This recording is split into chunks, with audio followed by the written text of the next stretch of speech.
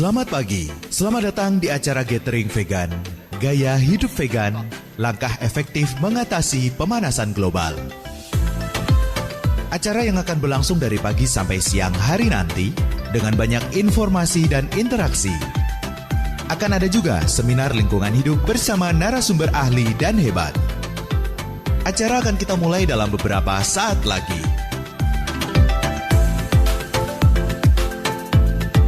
Dan para hadirin yang terhormat, untuk memandu jalannya Gathering Vegan hari ini, mari kita sambut dengan tepuk tangan yang meriah Master of Ceremony kita, Ika Wibowo.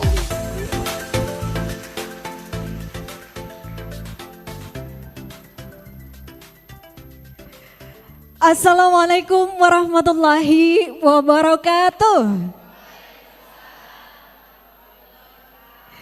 Selamat pagi, salam sehat untuk kita semua. Kami ucapkan untuk Bapak Ibu, hadirin tamu undangan, dan Bro and Sis pastinya yang pagi hari ini sudah berkenan hadir berkumpul di acara Gathering Komunitas Vegan bertempat di Radia Litera Multifunction Hall, Gria Solo Pos. Dan Bapak Ibu, Bro and Sis, acara gathering kita pagi hari ini bertema Gaya Hidup Vegan, langkah efektif mengatasi pemanasan global, spesial dipersembahkan oleh Vegan Squad Indonesia berkolaborasi dengan Radio Solo Pots. Kita berikan tepuk tangan untuk Vegan Squad Indonesia yang sudah menyelenggarakan event gathering spesial hari ini. Dan pastinya juga kami ingin menyapa selamat datang kepada Ketua Vegan Squad Indonesia, Ko Iogan Marsawijaya beserta dengan tim. Kemudian ada juga nanti narasumber kita yang bergabung di sesi kedua talk show. Beliau adalah sport enthusiast, kemudian atlet, endurance juga, influencer, model. Nanti ada Kak atau Bro Suryali, dan pastinya juga kita mengucapkan selamat datang kepada teman-teman dari komunitas Vegan Squad Indonesia dan hadirin tamu undangan Bro and Sis yang sudah hadir di acara gathering kita. Baik, untuk mereview sedikit pengenalan tentang gathering komunitas vegan ini, Vegan Squad Indonesia, Bapak Ibu and Bro and Sis, ini adalah komunitas non-profit berisi volunteers yang memiliki misi untuk meningkatkan awareness mengenai veganism. Dan acara kita hari ini bakal menarik banget karena ada sesi talk show, kemudian ada Q&A juga, ada game seru, ada vegan challenge, dan food tasting. Gimana kira-kira sudah siap Bapak Ibu, Bro and Sis untuk memulai jalannya gathering kita hari ini? Oke, kita minta siapnya tapi yang kenceng ya. Sudah siap Bro and Sis? Oke, aduh ini mentang-mentang habis sarapan. Sarapannya vegan gak tadi? Belum. Oke, habis ini kita jamin ya, habis pulang dari sini langsung makanannya ganti semua, lifestyle-nya ke healthy lifestyle semuanya ya. Amin. Sebelum acara kita mulai, kita akan bersama-sama terlebih dahulu untuk menyanyikan lagu kebangsaan Indonesia Raya, dan hadirin dimohon berdiri.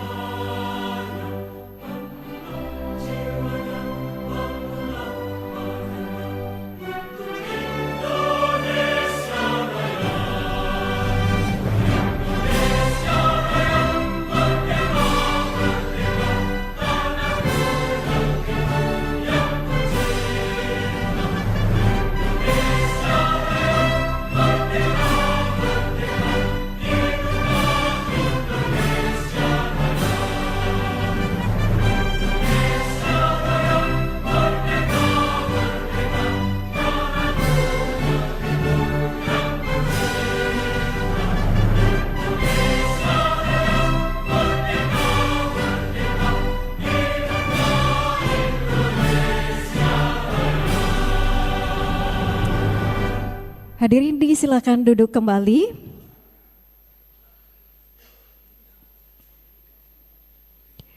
Baik, Bapak Ibu and Bro dan Sis, sebelum acara sesi talk show pertama kita mulai, kita akan sama-sama berdoa terlebih dahulu agar jalannya gathering kita hari ini diberikan kelancaran sampai selesai. Berdoa menurut agama dan kepercayaan masing-masing, dimulai.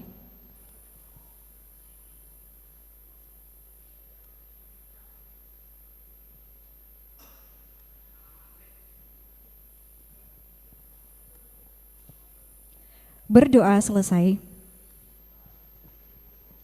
Baik, Bro and Sis, untuk efisiensi waktu juga, kayaknya nggak perlu lama-lama, kita akan segera memulai jalannya sesi pertama, sesi talk show kita yang mengangkat tema vegan, cara efektif menghentikan pemanasan global.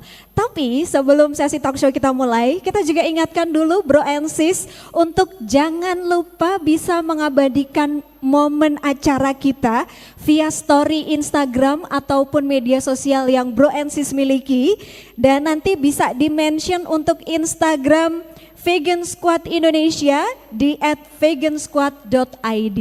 Jadi silakan dikepoin dulu tuh, dibuka Instagramnya, di follow dulu Instagram vegansquad.id, dan nanti berlangsungnya acara bisa dibikin story kemudian di-mention ya.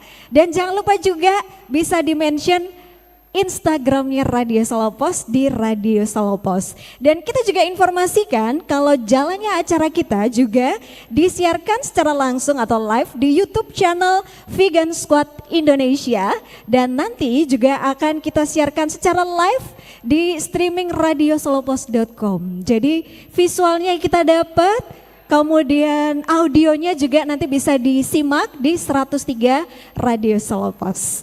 Oke, tanpa lama-lama menunggu ya, kita akan segera mengikuti bersama talk show sesi pertama kita yang mengangkat tema vegan, cara efektif untuk menghentikan pemanasan global. Nah, di sesi pertama ini kita akan bersama dengan Bro Yogen Marcel Wijaya. Beliau adalah Ketua Vegan Squad Indonesia, dan kita akan sedikit memperkenalkan siapa sih sosok Bro Yogen ini. Beliau adalah vegan entrepreneur dan aktivis lingkungan yang sudah lebih dari 1 dekade konsisten untuk memberikan edukasi kepada masyarakat tentang gaya hidup vegan dan isu pemanasan global. Dan beliau juga merupakan co-founder dari iVegan Pizza, serta turut mendirikan komunitas Vegan Squad Indonesia dan Vegan Athlete Indonesia. Kemudian sejak 2008 beliau juga aktif menjadi narasumber serta pembicara di berbagai seminar, komunitas, tempatnya juga macam-macam, sekolah, kampus, hingga institusi keagamaan di berbagai kota di Indonesia. Dengan latar belakang sebagai entrepreneur dan juga aktivis, beliau tidak hanya membahas vegan dari sisi kesehatan Bapak Ibu, tetapi juga dari perspektif lingkungan, keberlanjutan, dan peluang usaha yang bisa dikembangkan oleh masyarakat. Kayaknya langsung aja kita akan segera panggil bersama-sama. Ini dia Bro Yogen Marcel Wijaya.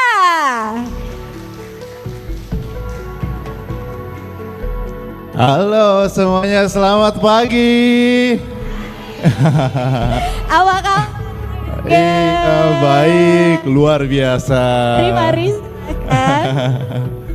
Aduh, selamat datang di Solo. Iya. Katanya Solo ini bakal menjadi kota yang ngangenin. Ngangenin, wah.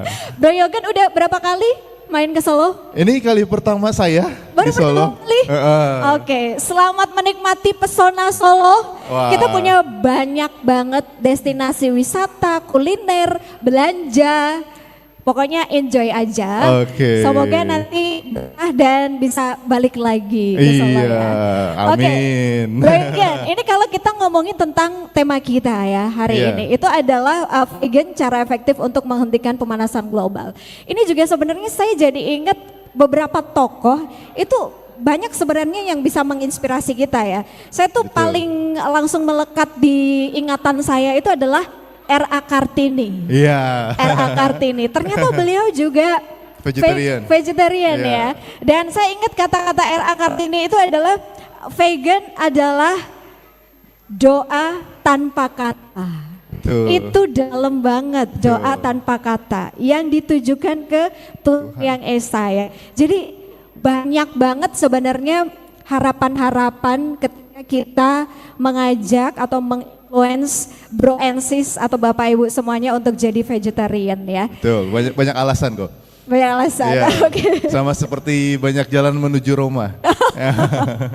Oke, dan kita bisa lihat hasilnya Bapak Ibu Bro and Sis ya. Sesehat ini loh sebenarnya. Iya. Selain juga pasti jaga lifestyle yang lain juga ya. Kenapa? Lifestyle yang lain juga pasti dijaga. Kayaknya rajin olahraga juga ya Koh ya. Rajin. Seminggu 3 kali. Oke, sebelum nanti kita ngobrol-ngobrol lebih lanjut Koh. Ini Koh Yogen sudah menyiapkan materi untuk Bapak Ibu dan Bro and Sis yang ada di sini. Jadi saya persilahkan Koh Yogen untuk Terima menyampaikan kasih, Kak materi Eka. terlebih dahulu. Kita berikan tepuk tangan Bro and Sis Bapak Iya. Ibu untuk Koh Yogen. Makasih. Yuk, tangan untuk kita semua. Oke, selamat pagi semuanya. Pagi, kurang kencang, masih kencengan saya. Coba sekali lagi. Selamat pagi semuanya. Pagi, wow. Ternyata 80% saya lihat ini cewek ya, perempuan ya. Wah, cowok-cowoknya mungkin masih pada sibuk kerja mungkin ya. Nah, berarti ini cocok nih sebenarnya. Karena yang masak di rumah itu biasanya ibu. Nah, jadi ini perspektif lain. Sekitar 45 menit ke depan kita akan membahas ternyata pemanasan global isu. Kan sekarang lagi sering ini ya, hujan. Di sini hujan sering kan? Sering. Banjir enggak? Alhamdulillah enggak banjir ya. Jakarta banjir, kasihan.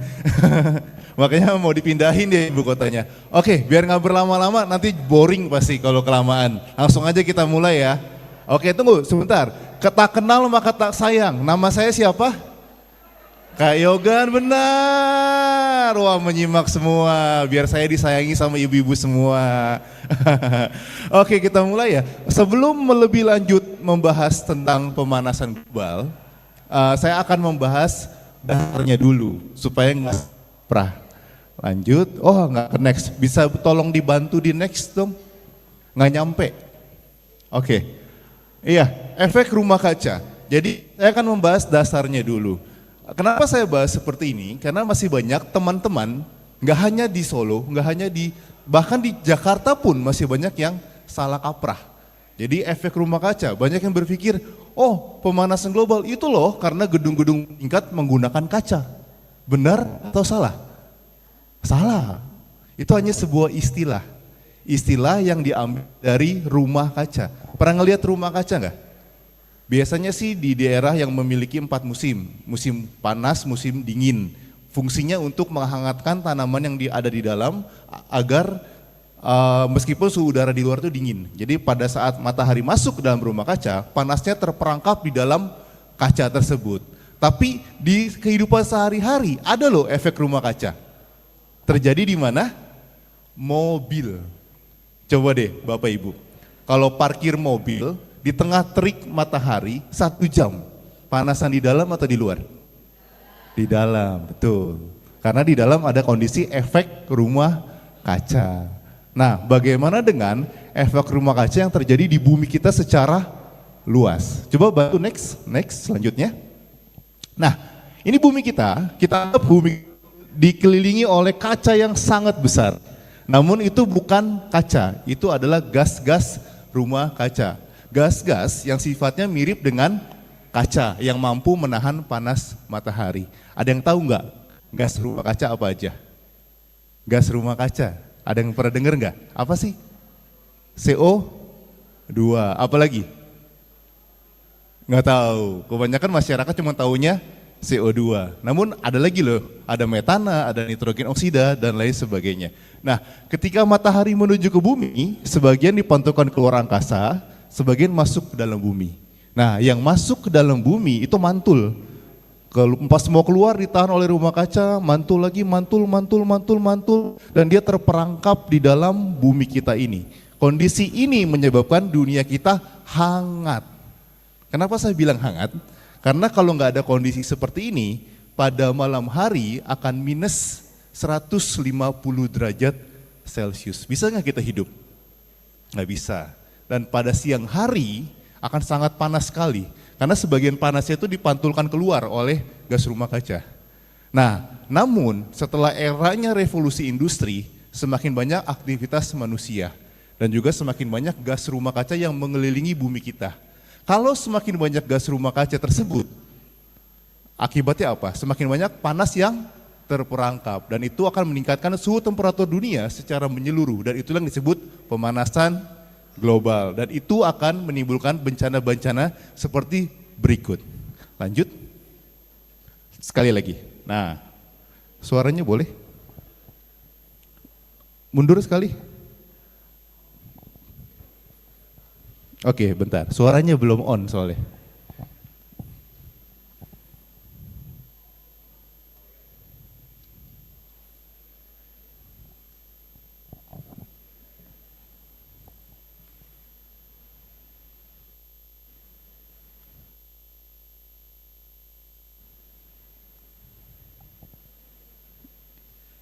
Sebentar. Sabar. Orang sabar disayang Tuhan. Next kali. Satu kali aja pencet. Nah.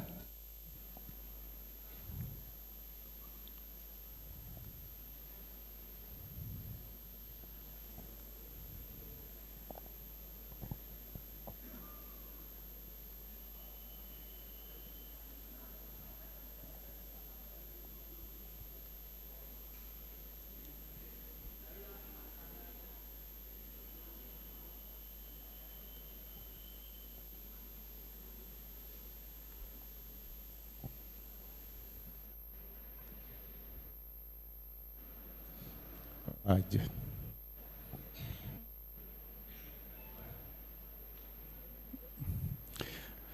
Dari jauh-jauh nggak nih datang ke sini?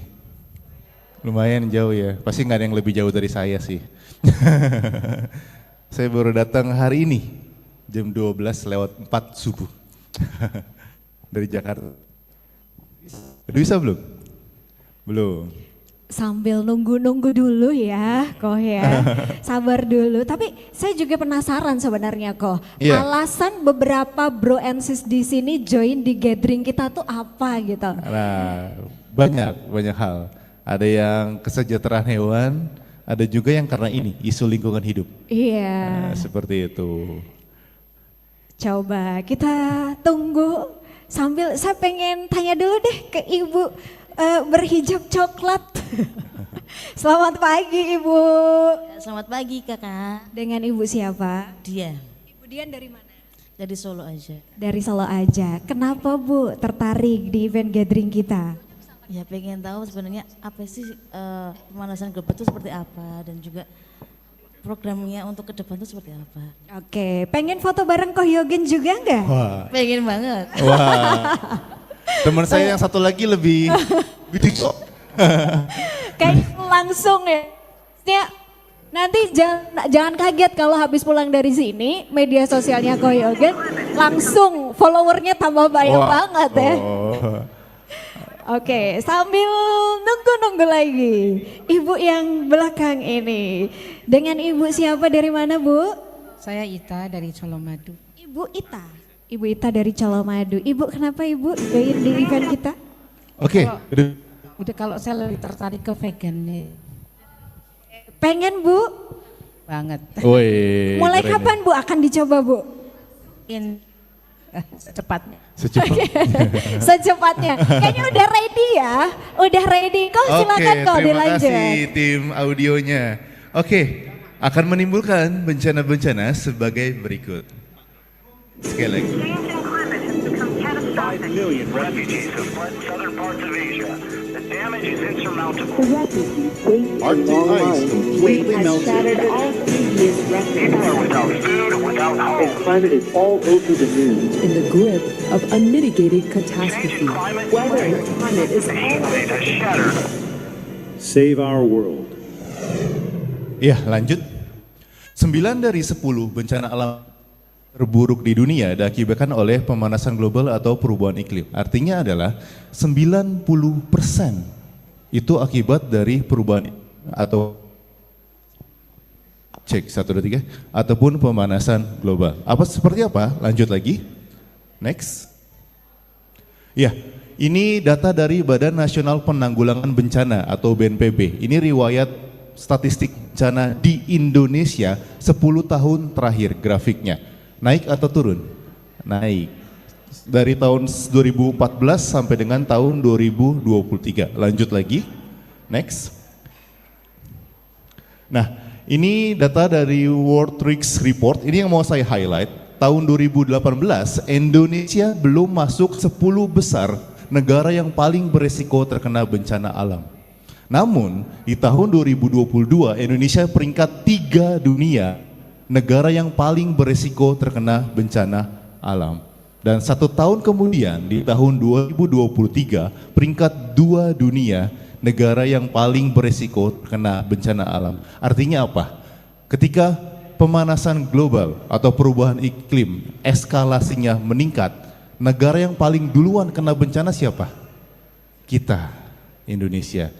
Kebayangkan kemarin Aceh, Sumatera Utara, Jakarta lagi banjir-banjirnya sekarang. Coba lanjut lagi, next.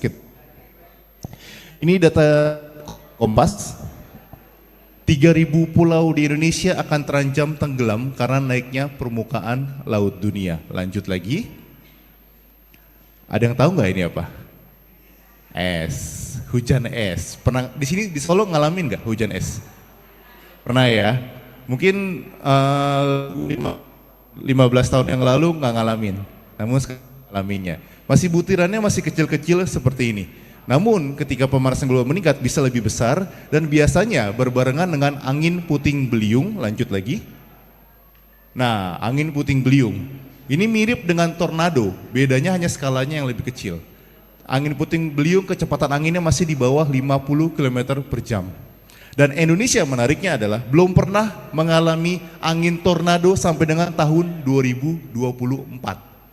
Dan next lanjut lagi, di tahun 2024 Indonesia mengalami tornado pertama yaitu di Bandung. Lanjut, next sekali lagi. Nah. Wah, Kak Garuda, kayak makan Kak Garuda ya Pak. Angin puting beliung di Kahatek.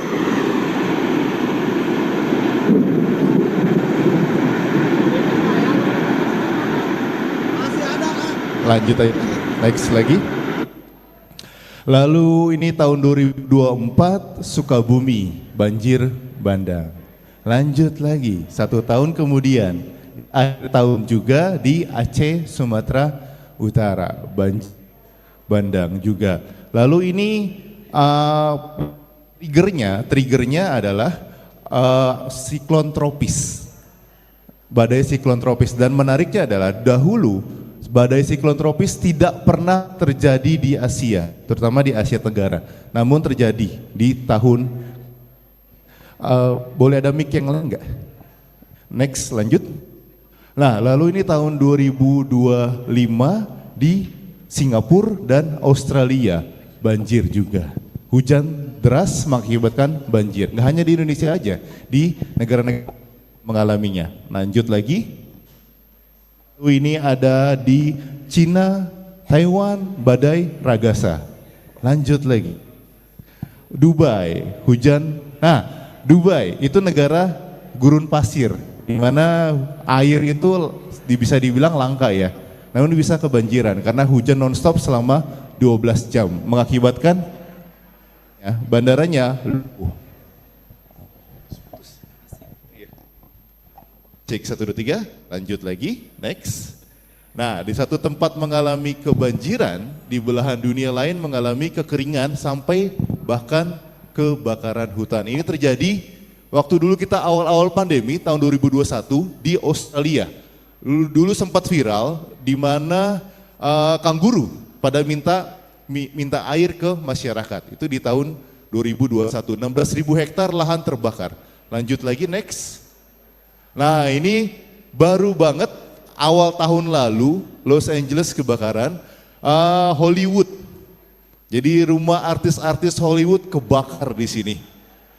Sekitar 3.000 orang mengungsi, sekitar 3.000 hektar lahan terbakar. Lanjut lagi, next. Ya ini kita bahas yang Indonesia. Indonesia di beberapa tempat suhu temperaturnya ada yang 42 derajat Celcius. Surabaya. Ini data tahun lalu 2025 lebih panas dibandingkan tahun 2024. Belum tahu nih 2026 bagaimana kabarnya. Awal tahun sih basah terus. Lanjut lagi, next. Nah ini saya lihat saya summary beberapa gelombang panas di Asia dan juga di Brazil. Kan Brazil 62,3 derajat Celcius suhu temperaturnya. Di sini siapa yang suka minum kopi panas? Kopi panas biasanya 70 derajat Celcius tuh kopi, ya kan? Panas ya. Ini Brazil 62,3 derajat Celcius di suhu udara di luar. Panas banget itu. Lanjut lagi, next. Ini dia, ini yang sangat mengkhawatirkan sebenarnya. Ambang batas 1,5 derajat Celcius terlampaui. Apa ini? Jadi di tahun 2015 itu ada kesepakatan dunia di dalam pertemuan COP, Conference of the Parties, di mana para pemimpin dunia berkumpul untuk membahas solusi perubahan iklim. Itu ditentukan bahwa ambang batas kenaikan suhu temperatur dunia adalah maksimum 1,5 derajat Celcius. Dan kita tidak bisa mencapai ke suhu 3 derajat Celcius, di mana pemanasan global sangat tidak terkendali dan manusia tidak bisa mitigasi bencana alamnya lagi. Dan tahun lalu, di tahun 2024, tercatat sebagai tahun terpanas bumi sepanjang sejarah. Dan tembus kenaikan 1,5 derajat Celcius. Dan berarti kita sudah setengah jalan menuju ke 3 derajat Celcius. Pertemuan iklim ini di tahun 2015. Tembusnya di tahun 2024, berarti 9 tahun setelah pertemuan iklim tersebut, tembus 1,5 derajat Celcius. Berarti akar permasalahannya disentuh, tidak disentuh di sana. Seperti itu. Lanjut lagi, next. Ini tahun lalu, mungkin di tahun 2024, kita pernah mengalami kelangkaan beras di bulan Maret, atau kalau ada pun berasnya 5 kilo sekitar 100.000, masih ingat gak? 1 minggu atau 2 minggu kita hilang beras kita dari peredaran, dan itu karena kekeringan. Gak hanya terjadi di Indonesia, namun di Asia Tenggara juga mengalaminya. Bangkok, kenapa? Karena ada yang bertanya, kenapa kita gak impor saja? Karena mereka menahan berasnya mereka, buat diri mereka sendiri.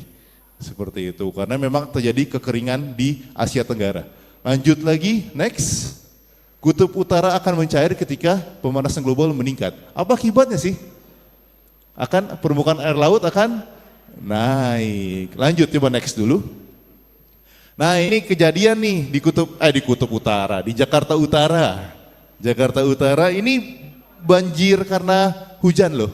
Ini nggak ada hujan, tapi air lautnya melewati tanggul batasnya di Jakarta Utara. Ini banjir dari air laut di Jakarta Utara.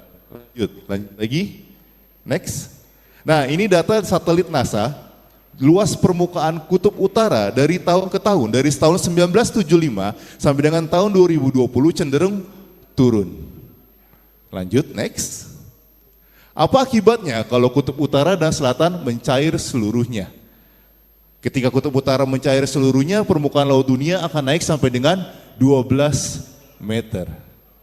Jakarta tenggelam, ibu kota kita tenggelam. Mungkin masuk akal jadinya ya, kenapa mau dipindahin seperti itu. Tangerang, saya kebetulan tinggal di Tangerang, masih aman. Karena Tangerang tinggi daratannya itu 20 meter, masih aman. Namun apa jadinya kutub selatan mencair seluruhnya? Maka permukaan laut dunia akan naik sampai dengan 75 meter. Wow, itu Jakarta, Bogor, Tangerang, Bekasi tenggelam semuanya. Dan kita akan berbondong-bondong pindah ke puncak. Di sini puncaknya yang di sini di mana? Tawamangu. Wah, penuh dah tuh nanti di situ semua. Nah, kebayang nggak sih setinggi apa 75 meter? Bapak Ibu tahu Monas nggak di Jakarta? Tahu, setengahnya. Itu akan nanti tinggi lautan kita itu setengahnya tinggi Monas. Seperti itu. Namun sudah mengerikan kan? Naiknya permukaan laut dunia bukan dampak yang paling buruk dari pemanasan global. Sudah sangat buruk sebenarnya. Namun ada yang jauh lebih mengerikan dibandingkan naiknya permukaan laut dunia. Boleh lanjut lagi? Setiap peningkatan 1, 2, 3, bahkan sampai dengan 5 derajat Celcius itu ada dampaknya bagi dunia kita. Dan berikut merupakan ilustrasi bencana bila temperatur rata-rata dunia naik dari 1 hingga 5 derajat Celcius. Lanjut. Klik sekali lagi. Bila bertambah 1 derajat Celcius saat ini, California terbakar. Sekitar 3.000 hektar lahannya terbakar.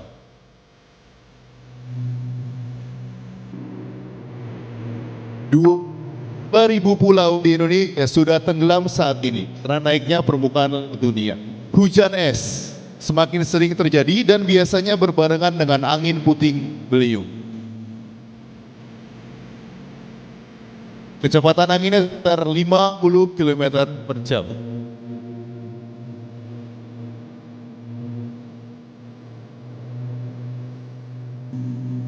Bila 3 derajat Celcius, kutub utara akan mencair seluruhnya dan akan menaikkan permukaan laut dunia sampai dengan 12 meter.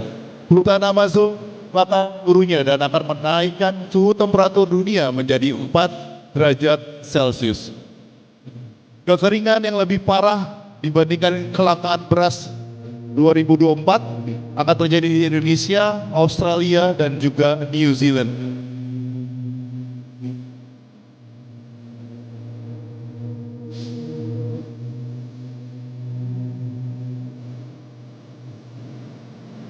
New York akan tenggelam, Jakarta akan tenggelam.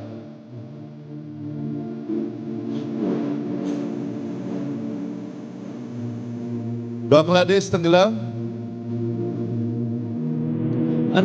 London akan tenggelam. Ya, Florida tenggelam. Bila bertambah, kutub selatan, permukaan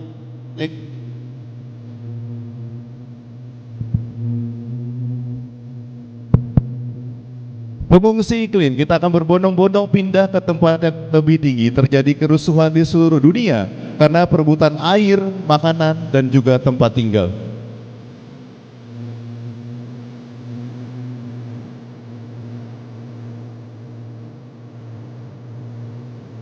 Bagaimana bila bertambah sampai dengan 6 derajat Celcius? Wah, tegang semua. Fokus semua ke depan ya. Dari ujung belakang sampai ujung depan, lihat semua ke sini. Gang ya.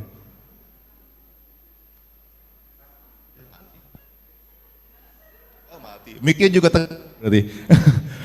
Oke. Sebelum membahas lebih lanjut, saya pengen tahu dulu. Ada yang tahu nggak ini apa? Ada yang tahu nggak? Es di rumah Bapak Ibu bisa dibakar nggak? Nggak bisa, pasti dibakar cair. Ini sampel es yang diambil dari kutub utara. Kenapa bisa dibakar? Karena di dalamnya ada kandungan gas metana. Tahu gas metana nggak? Mirip seperti gas LPG di dapur. Makanya mudah terbakar. Lanjut lagi, next sekali. Nah, ini Dr. Katie Walter melakukan penelitian di kutub utara. Jadi dia bolongi es, dikasih api nyembur seperti itu. Ada sekitar 950 miliar ton gas metana di dasar laut kutub utara kita. Lanjut lagi. Sekali lagi. The lake's permafrost Nah, layers dia ngebolongi resulting es. from climate change. Dikasih api, nyamber. Lanjut, next sekali lagi.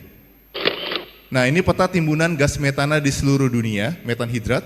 Yang warna biru tua itu metana beku, dan itu yang paling banyak ada di kutub utara, di atas ada 400 sampai dengan 900 miliar ton gas metana di dasar laut kutub utara. Coba bayangkan, kalau pemanasan global meningkat, es di kutub utara mencair seluruhnya, dan gas metana yang tadinya membeku terlepas semua ke udara. Apa jadinya kalau 400 miliar ton gas metana tersebut meledak? Kalau 12 kg gas LPG atau gas 3 kilo deh yang biasanya gas melon yang sering meledak itu, mungkin satu gedung ya, atau satu rumah kebakar. Kalau kata anak saya, kabum, gitu kan. Nah, bagaimana kalau 400 miliar ton? Itu setara dengan meledakkan 10.000 kali nuklir dunia bila digabungkan. Itu dia, daya ledaknya ini dikali 10.000 kalinya. Next lagi. Dan itu adalah dampak paling buruk dari pemanasan global. Bisa terjadi, bisa juga tidak terjadi. Bisa juga terlepas perlahan ke seluruh dunia, konsentrasinya nggak meledak di satu tempat. Namun udara yang kita hirup tidak hanya oksigen, ada gas metana. Tidak ada hal yang baik di antara kedua itu semua. Dan kesini, jika masa depan dunia di tangan kita, apa yang dapat kita lakukan? Next lagi, untuk memahami pemanasan global kita harus tahu dulu apa sih dasarnya. Kebanyakan masyarakat dunia ketika membicarakan masalah pemanasan global, dia membicarakan ini. Inilah penyebabnya. Masyarakat umum membicarakan ini, seperti listrik, transportasi, batu bara, sampah, pabrik, industri, pesawat terbang, dan lain-lain. Namun satu hal yang mengejutkan bahwa ini hanya menyumbang 13% saja terhadap pemanasan global. Kemana yang paling besar? Lanjut lagi.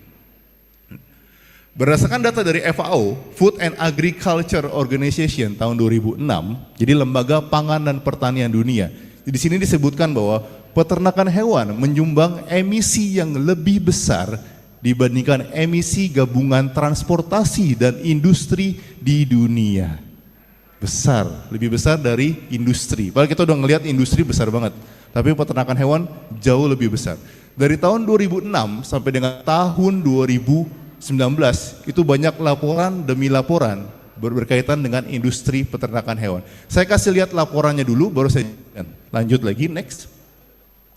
Lalu tahun 2009 itu dari World Watch Institute, judulnya Livestock and Climate Change. Disebutkan 51% pemanasan global disumbang dari industri peternakan hewan. Berarti bisa dikatakan penyebab utama, karena 50 plus 1. Lanjut lagi, next lagi. Ini dari UNEP, United Nations Environmental Program, tahun 2011. Disebutkan pengurangan dampak yang signifikan terhadap iklim hanya akan dimungkinkan dengan perubahan pola makan dunia yang substansial jauh dari produk hewani. Sudah ke arah anjuran sekarang. Lanjut lagi, di next lagi. Ini ada videonya, bisa kita lihat dulu sebentar.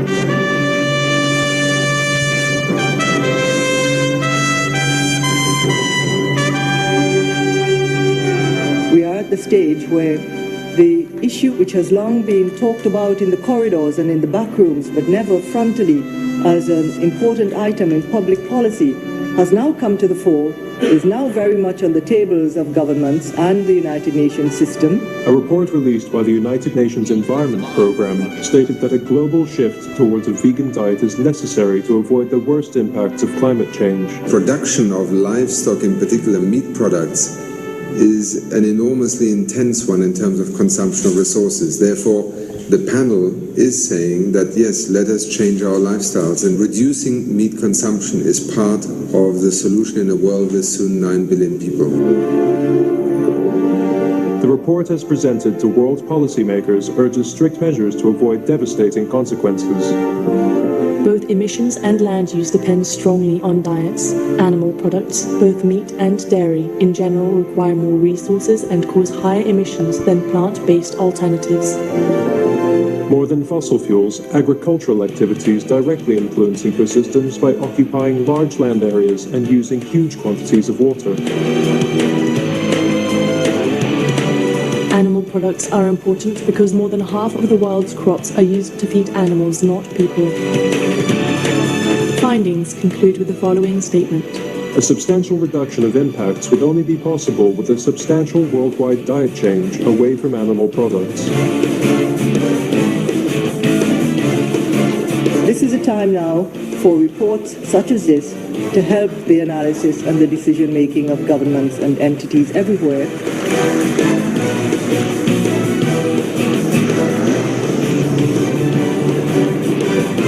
Experts say that eating less meat will also minimize our impact on the environment and help reduce greenhouse gas emissions.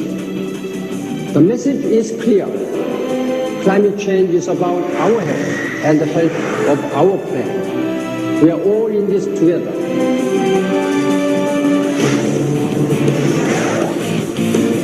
The United Nations has spoken. Be veg, go green to save the planet.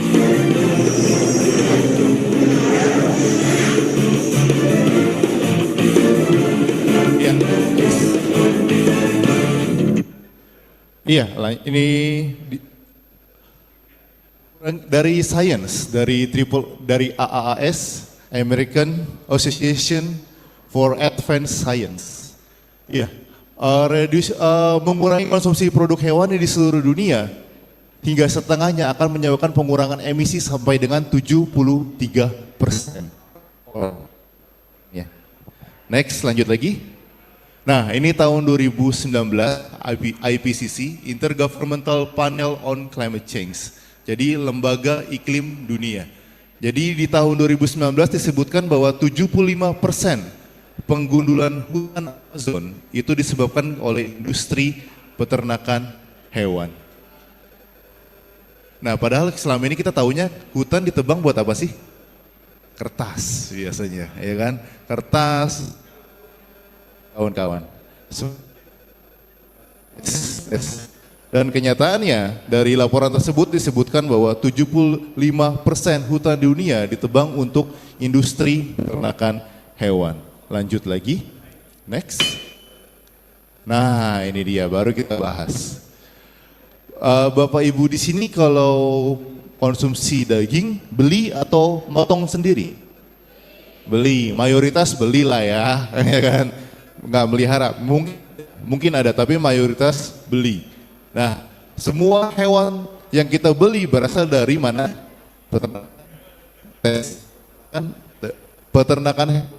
Dan semua hewan ini menghasilkan kotoran. Coba kita lihat kotorannya. Di next. Nah, banyak ya. Dan kotoran hewan itu mengandung gas metana dan juga nitrogen oksida. Metana itu setara dengan 100 kalinya CO2 dalam memanaskan bumi kita. Dan juga mengandung gas nitrogen oksida yang setara dengan 296 kalinya terhadap CO2. Dan mungkin Bapak Ibu juga akan bertanya-tanya, kotoran kita bagaimana? Iya, kotoran itu juga sama mengandung gas metana. Namun kita kalau buang kotor gimana? Di WC, ya kan? Masuk ke septic tank, tertutup di sana dan terdaur ulang di sana. Coba kita lihat lagi peternakan hewannya. Mundur. Nah, peternakan hewan skala biasanya menggunakan hewannya di tempat terbuka. Agar apa? Agar tidak terbakar. Cek 1, 2, 3. Iya. Jadi coba bayangkan. Bisa nggak kita kira-kira kita ajarkan mereka untuk buang kotoran di satu tempat? Nggak bisa. Saya punya peliharaan anjing. Itu dia cuma bisa, itu lama tuh diajarin. 1 bulan baru dia nurut di satu tempat, kayak gitu, susah. Jadi sebelum kita bereskan selesai di satu tempat, dia akan buang kotoran lain di tempat lain. Lanjut lagi, next lagi. Nah, hubungannya sederhana sebenarnya. Semakin banyak orang mengkonsumsi daging, peternakan hewan akan meningkat, kotoran hewan akan meningkat, lalu metana, nitrogen oksida juga akan meningkat, dan pemanasan global pun akan meningkat. Kalau logikanya kita balik, semakin mengkonsumsi daging, peternakan naik atau turun? Turun. Kalau semakin sedikit. Kalau permintaannya kita kurangin, peternakannya akan berkurang, hewannya akan berkurang, maka kotoran hewan juga akan berkurang, maka pemanasan global akan berkurang. Itu dia. Sederhana sebenarnya, hukum permintaan penawaran. Namun permasalahannya nggak hanya di kotorannya saja. Next lagi.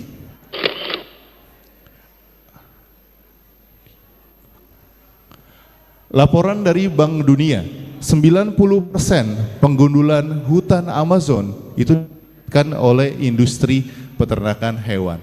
Pernah dengar hutan Amazon? Paru-paru dunia kita 90%-nya ditebang untuk industri peternakan hewan. Lanjut lagi. Nah, hutan kita, laporan dari Greenpeace, hutan kita juga masih ada hubungannya dengan industri peternakan hewan. Hutan kita ditebang untuk apa sih? Kelapa sawit, ya kan? Sudah tahu lah itu kan, ya kan? Nah, tapi yang nggak banyak orang tahu adalah kelapa sawit itu untuk apa? Minyak, ya kan? Kelapa sawit itu bisa digunakan apa aja sebenarnya.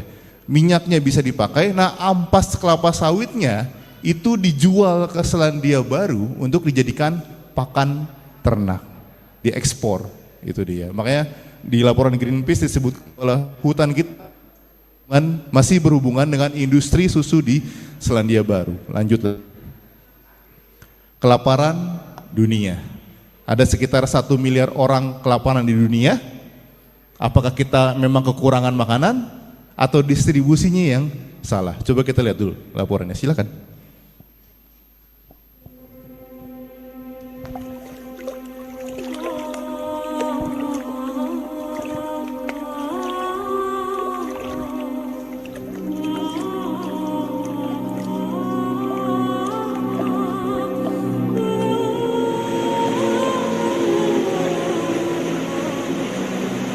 Are we short of water? One serving of beef uses over 1,200 gallons of water. Dalam menghasilkan 1 kg daging ayam membutuhkan 330 galon air. Untuk menghasilkan 1 kg makanan vegan membutuhkan 8 galon air.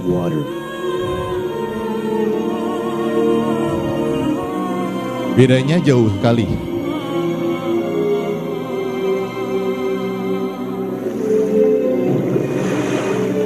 Be veg, go green.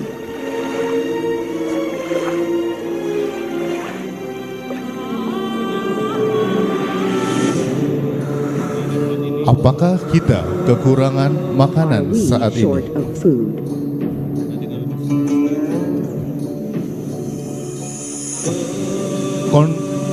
Konsumsi biji-bijian dunia masih berimbang dengan peternakan hewan. 36% untuk peternakan hewan, manusia 4%. Konsumsi kedelai dunia 74% kedelai digunakan untuk industri peternakan hewan. Berapa banyak orang yang kelaparan ya saat ini? How many people in the world are hungry? 1 miliar 20 juta orang kelaparan di dunia saat ini. Konsumsi biji-bijian yang saat ini diberikan kepada hewan ternak cukup untuk memberi makan 2 miliar orang.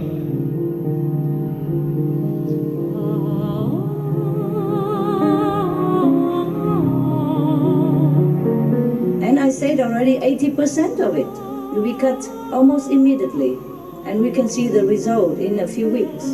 Because if we don't keep breeding more animals and there are less methane, and if we don't eat meat, then there's no transportation necessary for it, and much less fuel needed, and all these people can be trained to do something else.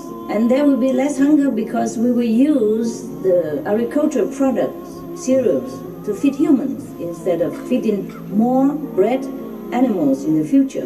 So we don't have hunger anymore, and there will be no more war because of hunger. So the effect is immense.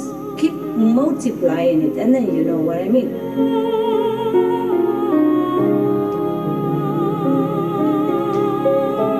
Be veg, go green to save the planet. Iya, ini dia. Ini sangat mencengangkan ya. Pasti rata-rata baru tahu semuanya. Saya juga ketika saya menggeluti ini, saya baru tahu, wow, besar sekali. Jadi sekitar 1 miliar orang kelaparan di dunia saat ini. Dan biji-bijian yang diberikan kepada hewan ternak, bila diberikan kepada manusia seluruhnya, itu sanggup untuk memberi makan 2 miliar orang. Berarti kita seharusnya surplus 1 miliar makanan, ya enggak? Benar kan? Dan 74% kedelai dunia digunakan untuk industri peternakan hewan. Jadi hewan ternak makanannya enggak hanya rumput, makanannya mewah sebenarnya, kedelai, gandum, ya kan, biji-bijian. Wow, agar apa? Agar proteinnya apa? Tinggi, agar bervitamin dan kawan-kawan, agar cepat besar dan kawan-kawan, seperti itu.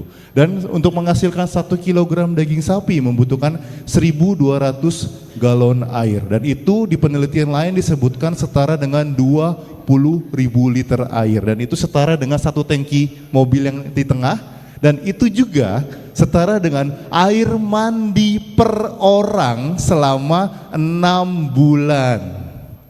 Jadi setiap mengkonsumsi 1 kilogram daging, kalau mau ramah lingkungan secara airnya, jangan mandi selama 6 bulan. Bisa enggak? Enggak bisa. Saya pulang habis ini bau ini keringetan ya kan, apalagi Indonesia panas, kecuali lagi hujan seperti itu. Jadi lebih mudah mana? Lebih mudah mengurangi atau stop konsumsi daging dibandingkan kita bercapek-capek seperti itu. Lanjut lagi, next. Sekali lagi, ini data dari FAO juga. Atas dasar inilah kenapa hutan kita ditebang dalam jumlah besar, dan di sini akan disebutkan bagaimana borosnya industri peternakan secara global. Peternakan hewan membutuhkan 77% lahan yang mampu ditanam di dunia. Dari 77% lahan tersebut, peternakan hewan hanya menyumbang 18% global kalori dunia, padahal dia menggunakan 77% lahan. Dan peternakan hewan hanya menyumbang 37% protein dunia. Dan kemana sisanya disumbang? Dari pertanian yang langsung dikonsumsi oleh manusia, yang hanya menggunakan 23% lahan. Boros banget kan makanya. Dan atas dasar itulah kenapa hutan ditebang. Jadi hutan ditebang bukan karena kita butuh banget dengan pohonnya. Kita butuh dengan pohon, tapi kebutuhannya tidak sebesar itu.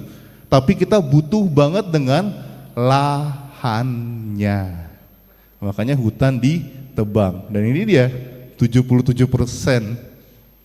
lahan dunia digunakan untuk peternakan hewan, namun hanya menyumbang 18% global kalori dunia. Boros sekali sebenarnya penggunaan lahannya. Lanjut lagi. Nah, bagaimana dengan ikan, Kak? Kan dari tadi kan ngomonginnya di darat, ya kan?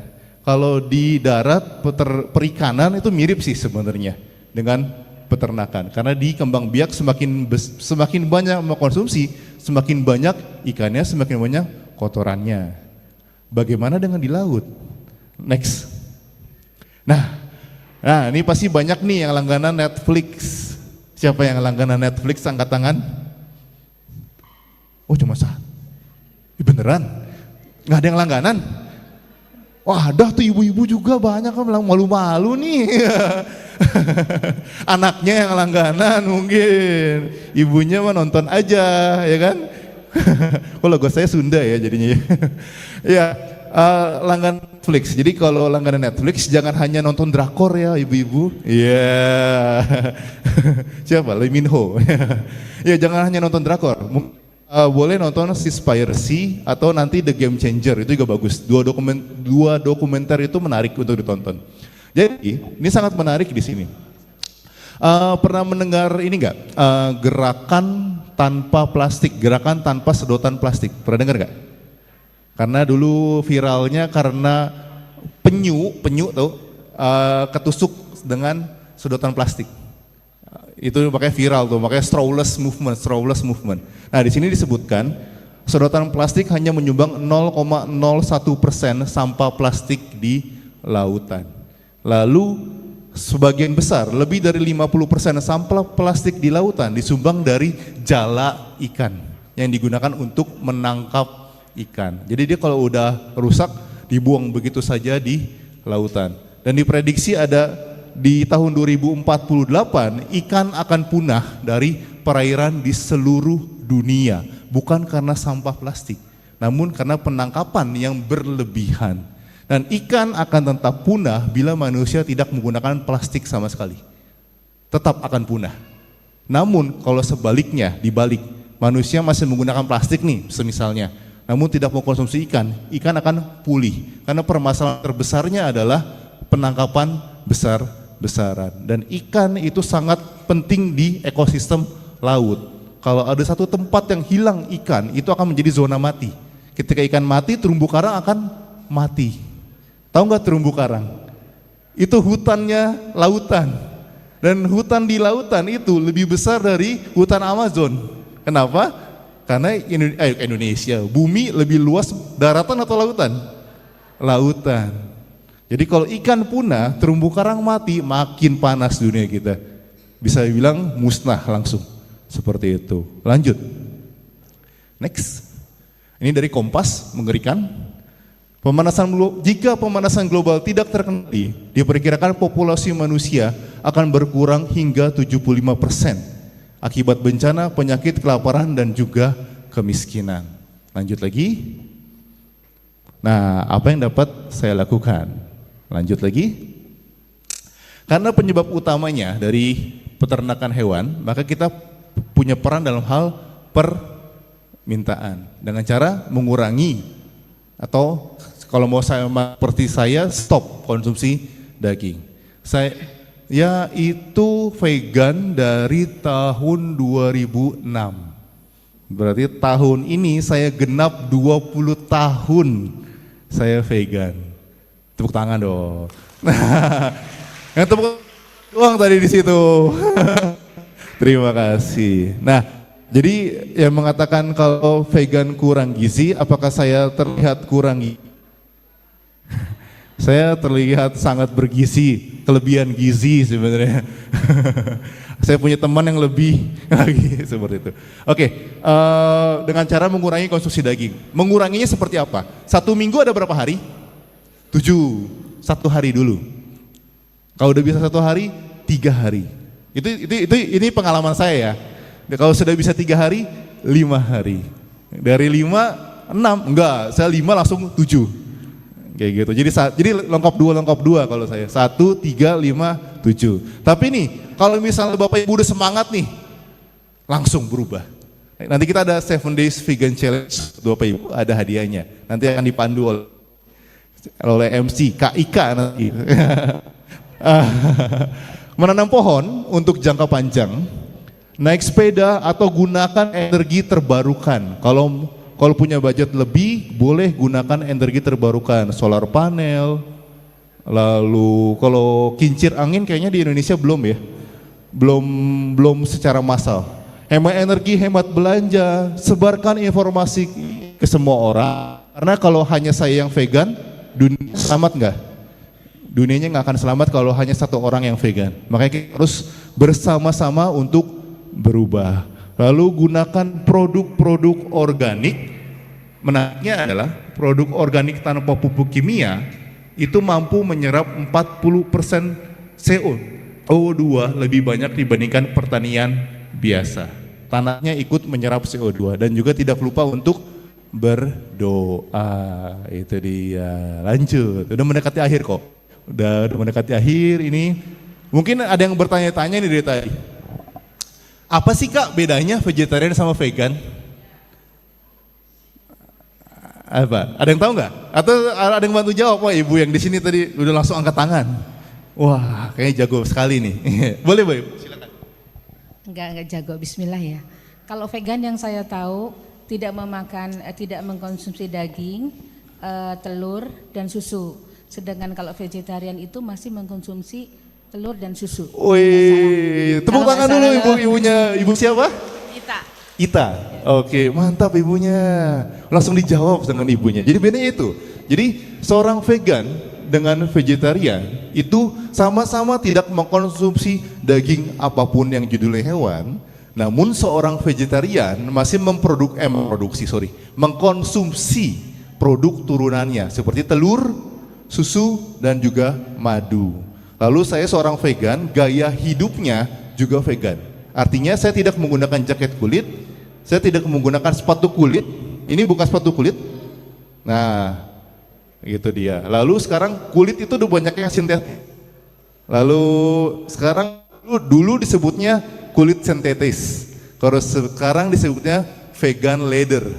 Nah, di sini Bapak Ibu siapa yang punya mobil listrik BYD? Ada nggak?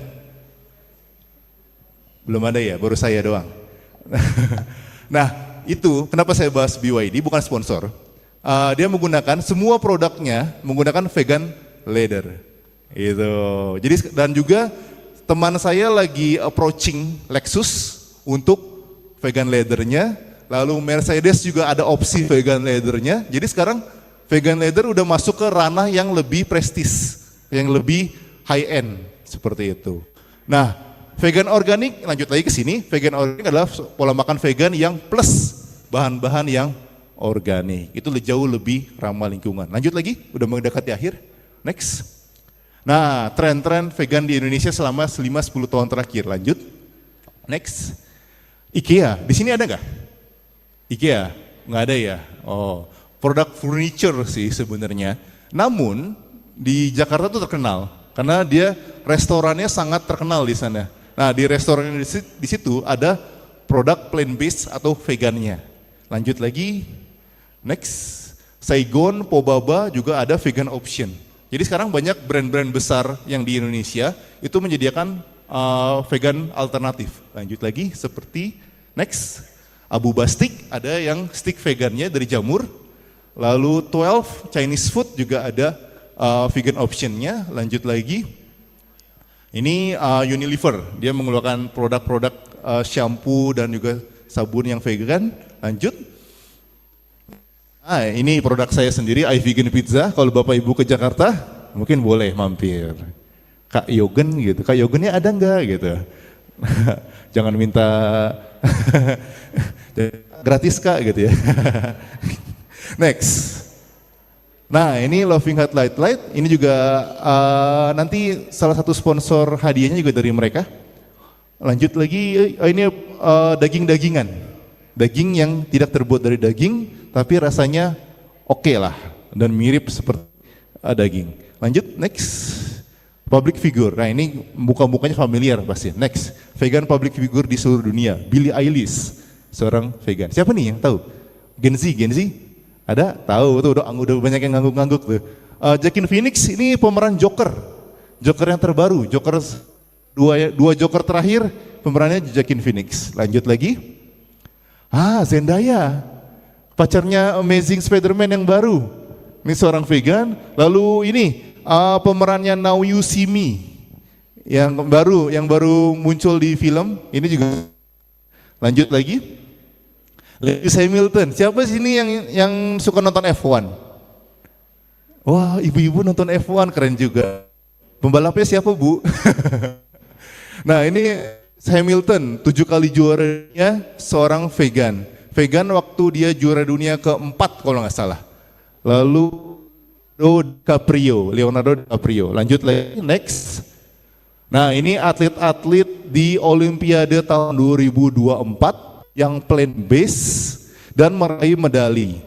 Dan yang ini yang mau saya highlight adalah Novak Djokovic, dia meraih medali emas tenis di usia ke-37 tahun. Lanjut lagi, next. Nah Natalie Portman, Sandy Newton, seorang vegan. Lanjut lagi, next. Tobey Maguire, Spider-Man yang lama, ya kan? Jadi tinggal Spider-Man yang baru nih yang belum, siapa tahu dia berubah ya karena pacarnya vegan kan. Lalu ini Johnny Depp, seorang vegetarian. Lanjut lagi. Muhammad Gandhi, Mahathir Mohamad ini adalah tokoh spiritual dunia, tokoh kemanusiaan juga. Lanjut lagi. Albert Einstein. Nah, menariknya adalah ilmuwan terkemuka zaman dahulu itu seorang vegetarian, mungkin seorang vegan. Karena kenapa? Kata vegan itu baru muncul di era modern. Era dahulu semua yang vegetarian adalah vegan. Jadi contohnya seperti Albert Einstein, Isaac Newton, Pythagoras yang di matematik tuh, Thomas Alva Edison, Nikola Tesla itu seorang vegetarian. Menarik ya? Orang-orang pintar rata-rata vegetarian. Lanjut lagi, next. Kak Seto, tahu dong? Kak Seto seorang vegan. Kakak Sleng tahu? Kak Yogen juga seorang vegan. Gak mau kalah ya? Lanjut. Next. Nah ini dia yang tadi Kak Ika bilang. R.A. Kartini itu seorang vegetarian. Ini dari bukan buku harian yang baru ketemu kan, baru ditemukan. Buku hariannya disebutkan kalau beliau merupakan seorang vegetarian. Dan yang quote yang sangat menarik adalah ini. Vegetarian adalah doa tanpa kata kehadirat Tuhan yang maha tinggi. R.A. Kartini. Jadi pada zaman itu juga kata vegan belum ada, masih vegetarian. Jadi kemungkinan beliau juga seorang vegan. Jadi kalau kata vegetarian secara tradisional sebelum ada kata vegan, itu vegetarian adalah vegan. Tapi baru era modern itu diklasifikasiin. Ada yang vegan, vegetarian seperti itu. Oke, lanjut lagi. Terima kasih. Oke, kita berikan tepuk tangan dong untuk Ko Yogen. Aduh, jadi kita lebih tersadarkan, tertampar-tampar kayaknya. Tertabuk ya. Jadi benar, banyak yang pasti sepakat ya, Bro and Sis, Bapak Ibu di sini bahwa the future of the world depend on us ya. Betul. Lifestyle kita hari ini, kayak gimana makanan yang kita konsumsi gitu. Dan tadi sudah sempat disampaikan seberapa besar bahayanya global warming, dampaknya juga buat kita ya kok. Sekarang kita bakal ngajakin Bapak Ibu dan Bro and Sis, siapa tahu ada yang mau didiskusikan bareng. Boleh. Mau ditanyakan ke Ko Yogen. Jadi saya akan wah, langsung angkat tangan. Kayaknya langsung ya.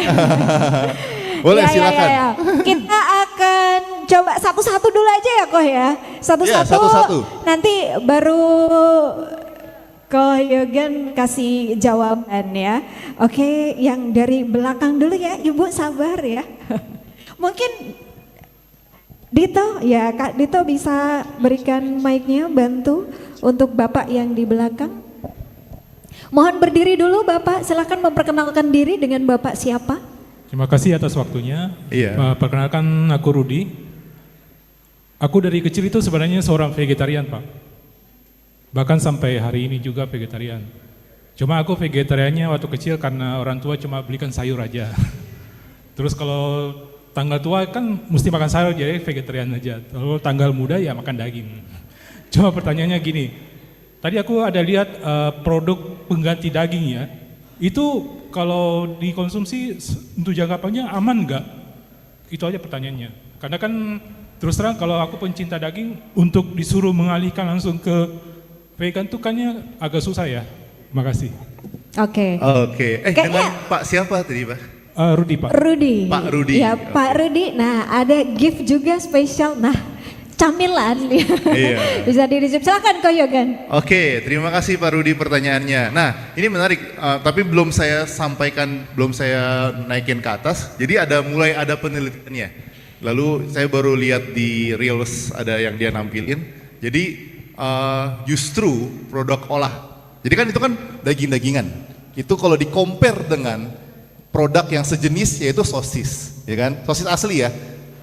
Ham asli dan kawan-kawan, produk vegetarian, vegan itu jauh lebih sehat dibandingkan produk yang dengan hal yang sama, sosis vegan dengan sosis daging, ham vegan dengan ham daging, masih lebih sehat yang vegetarian versi. Tapi apa yang lebih sehat lagi adalah lebih natural.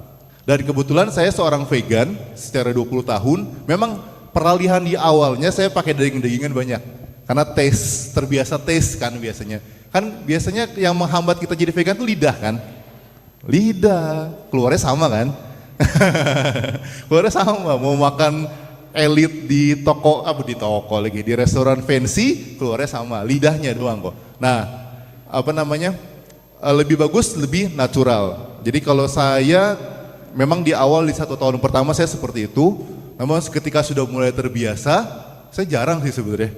Kayak lebih banyak yang produk contoh gini, asam manis contohnya, kayak mau bikin ikan asam manis contohnya, kita ganti misalnya dengan jamur goreng asam manis, lebih natural, bumbunya mirip, rasanya mirip. Lalu rendang, ada rendang yang dari frozen food, ada juga yang dari kaki jamur, rasanya mirip, cuman lebih ngolah lagi dan lebih natural lagi. Seperti itu. Jadi banyak alternatif yang lebih baik seperti itu.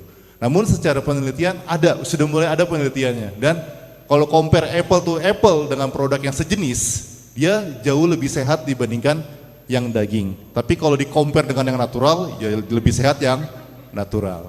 Seperti itu. Mudah-mudahan bisa terjawab Pak. Seperti itu. Lanjut lagi. Lanjut. Woi, banyak. Banyak ya, sebelah kiri dulu deh. Ibu hijab pink.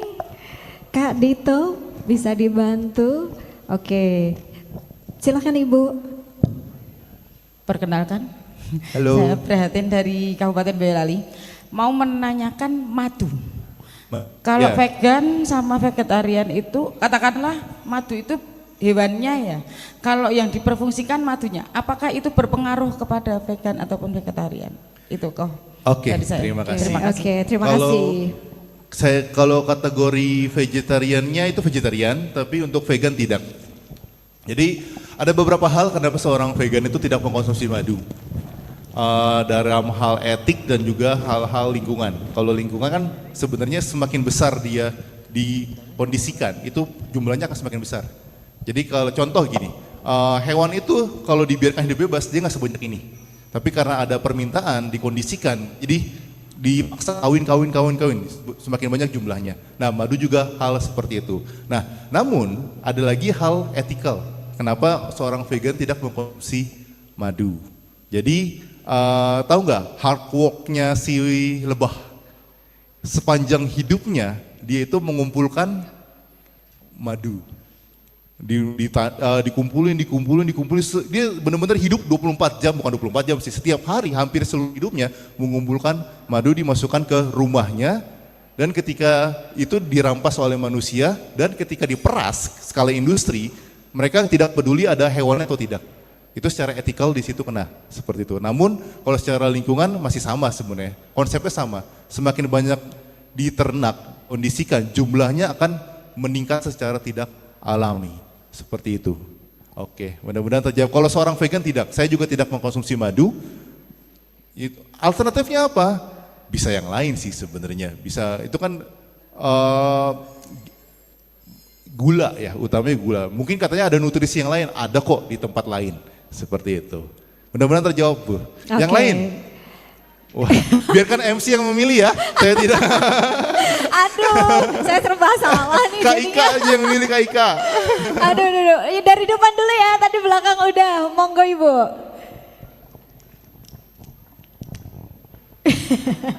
Sabar ya Bu, banyak banget ini yang mau. Semangat. Baik, perkenalkan saya Yuni dari Karanganyar. Saya mau bertanya, tadi Kak Yogen kan ada usaha pizza ya.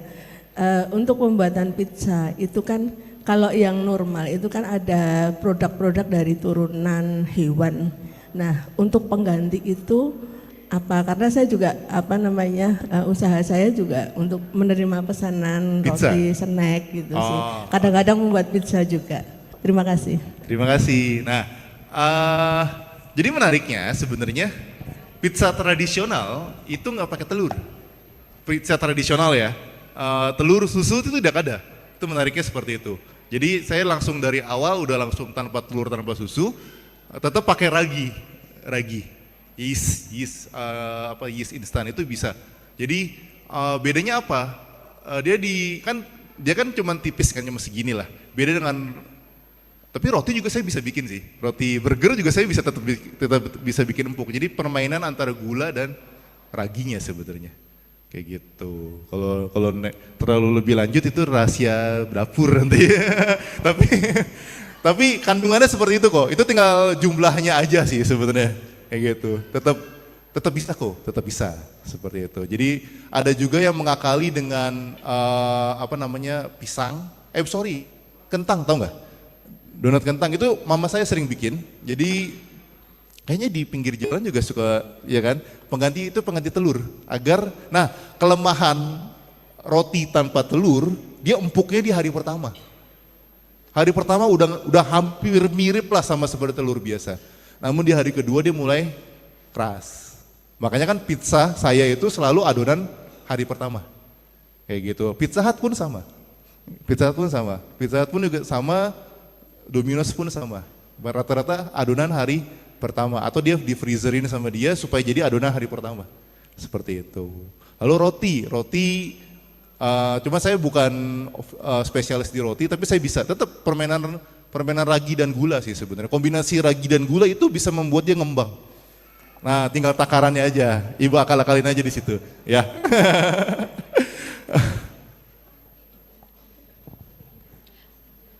Oke, gitu. Sebelah kiri, satu lagi. Wah, masih semangat ya. Masih semangat. Oke, Ibu paling utara deh, silahkan.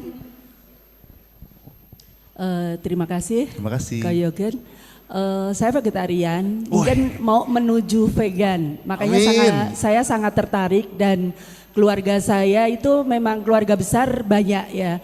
Bahkan keponakan-keponakan yang masih muda belum menikah pun sudah vegetarian. Wow, keren. Nah, ini yang saya pertanyakan ketika kita sudah vegetarian atau vegan, apakah ada pengaruh untuk kesehatan enggak kalau yang masih hobi minum kopi, merokok seperti itu, meskipun itu bukan dari hewan ya.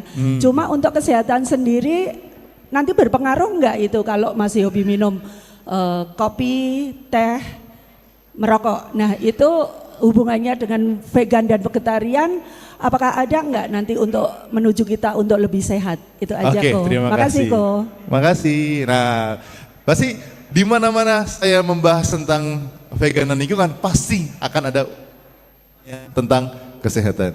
Nah, dan ada lagi nih masih rokok. Rokok itu masih wajar karena masyarakat Indonesia banyak yang rokok vegan enggak Kak? Vegan. Kalau pilihan masing-masing pasti udah lebih tidak sehat. Lalu ada lagi yang lebih nyeletuk, apa? Ganja. Kak, ganja vegan Kak. Waduh, ini vegan, legal nggak?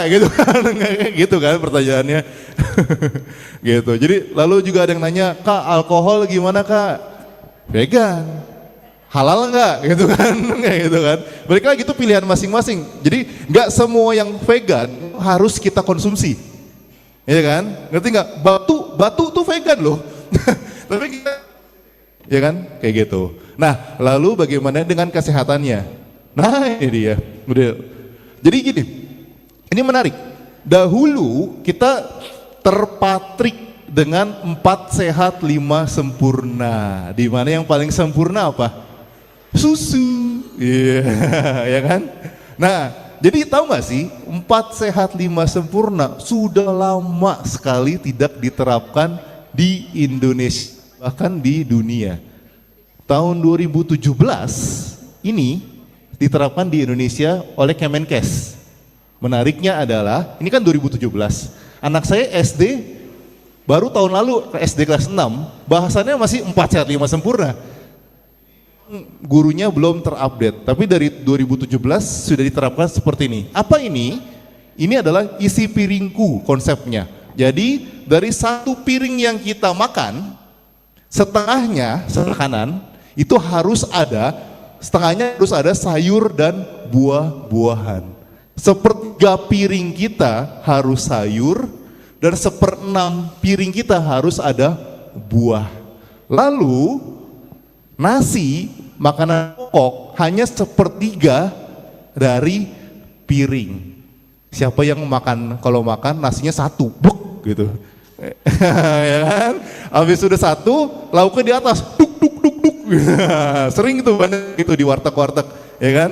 Nah, lalu lauk pauk yang biasanya daging, telur, itu hanya maksimum 1/6 dari piring kita. Sedangkan lauk pauk itu kan bisa juga dari tempe, ya kan, kacang kedelai, tahu, tempe. Andai kata nih, misal meskipun tidak saya anjurkan, misal kakak mau tetap mengkonsumsi daging sesuai anjuran pemerintah, maksimum 1/6 dari piring, atau sekitar berapa tuh 1/6 matematiknya ya, 16% ya, berarti 84% isi piring kakak, ibu dan bapak semuanya itu adalah vegetarian. Berarti kita memang dianjurkan dari pemerintah untuk mengurangi konsumsi daging, seperti itu. Dan di sini juga tidak diwajibkan untuk daging, bebas memilih karena dia ada juga tahu tempe sana, ada tahu tempe juga, seperti itu. Nah, mungkin ini karena ini penanya terakhir ya. Masih ada lagi kok, masih bisa. Gak apa-apa, lanjutin aja. Sekali ngebahas kesehatan, ngulik ini cuman ini hanya kulitnya ya, saya bukan ahli gizi dan kawan-kawan. Kalau memang masih penasaran, nanti kita bikin sesi khusus aja dengan ahlinya. Ini cuman kisi-kisi seperti itu. Next. Nah ini dia, sumber protein. Kenapa orang makan daging? Banyak yang bilang apa? Proteinnya tinggi kak. Iklannya, bener iklannya seperti itu. Nah coba lihat. Ini konsumsi daging ayam, sumber proteinnya 14 sampai dengan 23 gram, telur katanya protein tinggi 13,9, namun kacang kedelai 34 gram. Tinggian mana? Kedelai. Coba kalsium. Nah ini dia, masyarakat Indonesia taunya kalsium sumber satu-satunya hanya di susu. Tes. Nah next. Ini sumber kalsium, susu sapi 118 mg, kacang kedelai 226, 2 kalinya. Dan menariknya adalah sayur-sayuran hijau itu rata-rata itu hampir setara dengan susu sapi. Lebih murah mana sayur susu sapi? Sayur sekilo lagi. Berapa? 5.000, 3.000 ya kan? Seikat itu kan sekitar ada yang 500 gram, ada yang 250 gram seperti itu. Lalu yang paling banyak biji wijen, mana dia? Mana biji wijen? 1.160. Onde-onde. Oncom lagi. Kue maco ya. Kalau saya disebutnya kue maco atau yang bulat ada wijen digoreng. Kalau di sini namanya apa? Onde-onde. Benar. Kalau di Jakarta kue maco juga disebutnya. Onde-onde juga disebut. Seperti itu tuh 1.160 gitu. Jadi kalau Bapak Ibu makan tempe, sekarang di Amerika tempe, di Amerika tempe dijadikan superfood. Jadi dia di sana mahal loh, bisa beberapa puluh $, seperti itu. Dan di Indonesia berapa? Satu papan di sini berapa? Satu papan tempe 5.000, 6.000, itu setengah kilo tuh. Berarti kalau misalnya sekilo, coba daging sekilonya berapa? 40, proteinnya tinggian tempe, kalsiumnya tinggian tempe, ya kan? Jangan dibilang mental tempe bagus sebenarnya. Lalu ada yang bilang vitamin B12 dari mana Kak? Ya kan? Nah ini sekalian saya bahas ya, sekalian satu biar ada pertanyaan yang sejenis lagi. Banyak yang berbilang, banyak yang mengatakan mendiskreditkan vegan karena mengandung vitamin B12 katanya. Padahal si hewan sama si manusia dan dengan hewan itu sama-sama tidak bisa menghasilkan vitaminnya sendiri. Berarti dia harus apa yang dia makan. Nah, yang kita makan hewan herbivore atau hewan karnivore? Coba perhatikan. Herbivore, kambing kan? Kita nggak makan macan loh. Perhatiin deh, berarti kan mereka makan yang dia makan, rumput, biji-bijian dan kawan-kawannya. Dan berarti seharusnya dari tumbuhan ada dong, gitu kan. Lalu kenapa di hewan ada B12? Ternyata di pakan ternak juga dicampurkan vitamin B12. Dan bagaimana dengan di vegan Kak? Nah, riset terbaru oleh Dr. Susianto yang kebetulan dia yang menulis bukunya ini, The Miracle of Vegan. Tempe itu mengandung vitamin B12 dari fermentasinya. Kacang kedelainya memang tidak mengandung, namun setelah difermented, dia mengandung vitamin B12 secara alami. Penelitiannya ada dan sudah publish secara internasional. Seperti itu. Oke, panjang ya pertanyaannya. Jawabannya bukan pertanyaannya.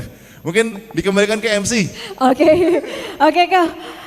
Ini karena waktu kita terbatas, sementara sebenarnya gift-nya lumayan masih banyak ya Kak ya. Mungkin nanti habis ini jawabannya singkat-singkat aja ya Kak ya. Boleh. Nanti karena kita masih ada food testing, di food testing itu Bapak Ibu Bro and Sis juga bisa sharing-sharing. Nanti waktunya lebih lama. Jadi nggak hoax ya? Betul. Jadi jangan khawatir kehabisan waktu di sini. Waktunya kita masih lama ya. Oke, Ibu yang di belakang Kak Dito mungkin bisa bantu.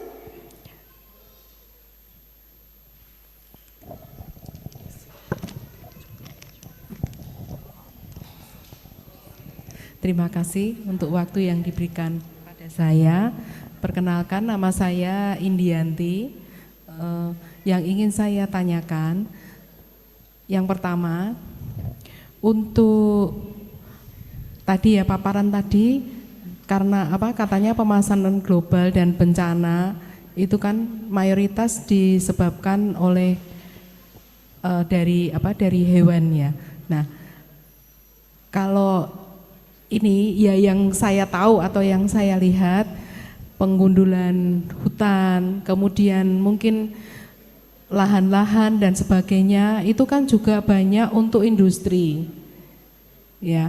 Nah, kalau yang saya dengar tadi kok kesannya kok lebih menitik beratkan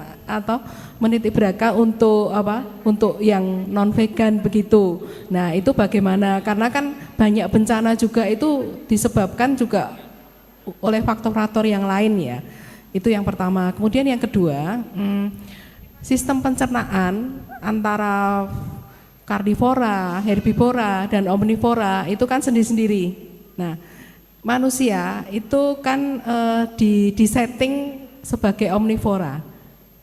Kalau seandainya ke vegetarian atau ke vegan, apakah tidak akan mempengaruhi sistem pencernaannya? Ini mohon maaf, saya sendiri juga penggemar sayuran ya. Jadi bukan saya menentang vegan, karena saya sendiri penggemar sayuran ya. Tetapi ini ada sesuatu yang ingin saya tanyakan. Boleh. Ya mungkin itu dulu aja, terima kasih. Oke, langsung aja kau silakan. Boleh, PCC, laporan IPCC deforestasi 75. Tolong ini. Terus dikit lagi terus. Nah, ini dia. Jadi memang umumnya taunya adalah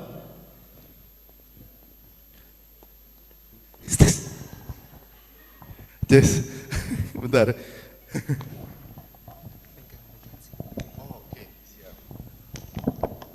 Ya, mereka banyakkan umumnya taunya industri, namun yang saya paparkan berdasarkan data. Jadi saya nggak asal ngomong sebenarnya. Ini IPCC itu lembaga yang paling kredibel, sangat kredibel di dunia. Intergovernmental Panel on Climate Change, ilmuwan iklim dunia bergabung di satu asosiasi di bawah PBB dalam IPCC. Dan tahun 2019 judul laporannya boleh dicari, Climate Change and Land. Di sana disebutkan 75% penggundulan hutan dunia disebabkan oleh industri peternakan hewan. Lalu yang tadi dari laporan-laporan sebelumnya juga dipaparkan seperti itu dari FAO. FAO itu yang paling pionir pertama, Lembaga Pangan dan Pertanian Dunia, judulnya Livestock Long Shadow. Boleh dicari juga. Di situ disebutkan bahwa industri peternakan hewan menghasilkan emisi yang lebih besar daripada transportasi dan industri dunia bila digabungkan. Itu dia. Jadi memang datanya seperti itu. Dan itu saya paparkan seperti itu. Lalu mengenai fisiologi apa sebutannya ya, gigi dan kawan-kawan pencernaan. Jadi gini, penelitian itu berkembang. Di awal 20 tahun yang lalu pas saya awal-awal vegan, itu banyak banget bicara yang seperti Kak atau Ibu ceritakan, vegan itu kurang gizi dan kawan-kawan secara ekosistem fusi, apa sih sebutannya ya, saya jadi bingung. Secara tubuh kita didesain untuk makan daging dan kawan-kawan. Saya nggak menjelaskan fakta dulu, tapi saya lihat contohnya dulu. Saya 20 tahun vegan, tidak cheat sama sekali, tidak cheat loh maksudnya. Tidak buka sehari itu enggak. Dan saya masih hidup, saya masih berolahraga rutin seminggu 3 kali. Kalau yang selanjutnya mungkin akan lebih terpukau lagi kalau saya bukan atlet. Ya, orang yang suka olahraga, meskipun masih suka makan juga, makanya masih agak berimbang lemaknya. Kalau teman saya nanti nih pembicara selanjutnya itu atlet dan dia seorang vegan juga, dan juga dia sangat powerful, bukan powerful ya, stamina-nya kuat sekali. Jadi berarti kan dengan kata lain itu ada data yang tidak sinkron. Makanya setelah saya vegan itu muncul penelitian terbaru yang mendukung tentang vegan. Contohnya mungkin Bapak Ibu kalau langganan Netflix coba nonton deh The Game Changer. Di situ dia dokumenternya menarik, interaktif. Jadi di situ disebutkan bahwa melakukan penelitian atlet-atlet dunia, dicoba seminggu dia makan daging dan seminggu dia vegan. Di-compare kemampuan semuanya dari fisiknya, tes darahnya, staminanya, semuanya hasilnya lebih baik ketika dia vegan. Seperti itu. Lalu singkat aja yang Ibu, karena saya bukan spesialis di sana, takut salah juga. Ini yang dari yang saya tahu seperti itu ya. Jadi menurut pemahaman saya ya, seperti itu. Jadi geraham kita itu lebar seperti herbivore. Meskipun kita punya taring, tapi taring kita tidak setajam karnivor. Gigi seri kita juga tidak setajam karnivor. Lalu usus kita itu panjang, tidak seperti karnivor yang pendek. Efeknya apa? Daging itu lama untuk diproses. Ketika di dalam tubuh itu dia banyak yang mulai membusuk sebenarnya dibandingkan herbivore. Herbivore itu rata coba bandingkan, compare. Usus kita katanya kalau ditarik bisa berapa lapangan sepak bola kan? Ilmunya seperti itu. Nah itu mirip seperti ususnya herbivore. Karnivor seperti kucing itu ususnya pendek. Lalu macan ususnya pendek. Seperti itu. Tapi yang bisa saya jawab hanya dari pengalaman pribadi. Seperti itu. Waktu terbatas ya. Oke. Nanti setelah show kalau masih penasaran boleh kita masih di sekitar ini. Jadi sambil makan kita mau sharing-sharing silakan. Kak, saya kembalikan kepada Kak Ika. Terima kasih. Oke, kita berikan tepuk tangan dong. Terima kasih banyak Ko Yogen sudah banyak memberikan pelajaran insight kita ya pagi hari ini.